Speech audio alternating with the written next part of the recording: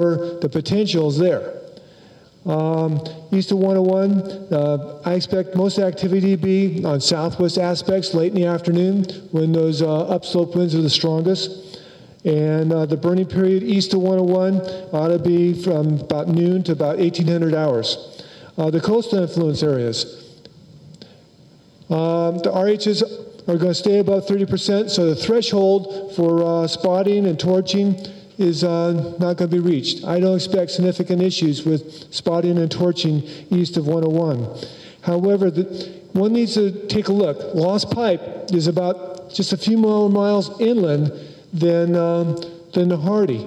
And along the ocean right there, a few miles makes a gigantic difference in terms of relative humidity, okay? And so while I expect very low activity out here in Middle and Hardy, Lost Pipe, I expect the interior islands to burn and they have a little bit of some flare-ups. Once again, will it reach the thresholds for significant spotting and torching? No, but I expect the activity to pick up a little bit out there. Out there on the coast, the last couple of days we've had some difficulty producing good black when we're doing firing out. Today, out there on the coast, we should have no problem at all producing good black during firing out operations. The RH recovery is going to be fair on the ridges and good on the valley bottoms complex wide. Air operations, I expect air operations to be fairly good between starting after 11, going to noon sometime around there, late afternoon, it should be real good. Safety. Pay attention, today's day 22. And maintaining focus day after day is a pretty tough thing. And we've just had 2 days of pretty benign fire activity. And now there's a subtle shift, okay? There's a subtle shift. So the potential's there. The only trigger that's missing is wind.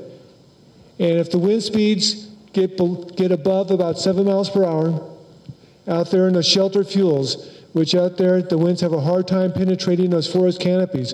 But if they get to be above 7 miles per hour, you know, that's a time for everyone to say, hey, something's happening here. We need to reassess what we're doing and make plans accordingly. Okay, so once again, talk to your troops, talk about the trigger for winds out there in shelter fuels. If you start to experience winds greater than what we predicted, then you need to reassess because everything is bone dry out there.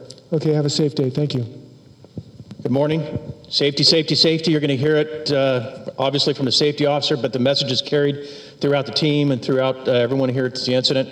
It's an important thing for the IC. It's an important thing for me because that's my job.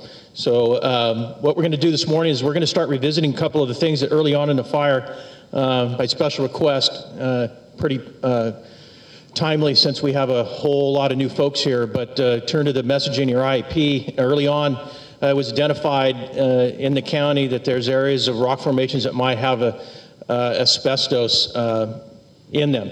This is a commonly occurring phenomenon throughout California. Areas where I'm from, we have these same formations.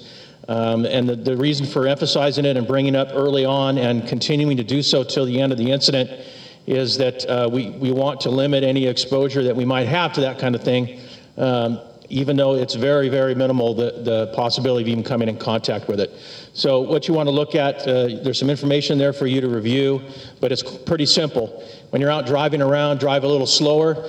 The idea is this material gets drawn up into dust and gets airborne, and that's how you get exposed to it. So those dirt roads that you're going back and forth across from every day, especially a freshly completed dozer line and those kind of things where the soil's been disturbed is where you want to be watching out for those kind of issues. So there's HEPA masks available and should be available in the supplies at the bases. We're going to check on that today to make sure that they're there. But what the third bullet point is where we want you to focus on. As you're cleaning your equipment, rolling hose and getting exposed to the dirt and dust that's on everything, just try to limit how much of that stuff you're getting into the air and sucking into your lungs. So when you get that temptation to do, maybe as you usually do, and stick that air hose in all those compartments to clean them out, that's going to throw all that stuff into the air. So we try to use lots of water, keep everything moist, and that'll probably help the problem. So safety, safety. We've just had a couple of very minor injuries reported this morning. For the size and complexity of this incident, we've had very few major injuries on this fire. So we want to keep it that way.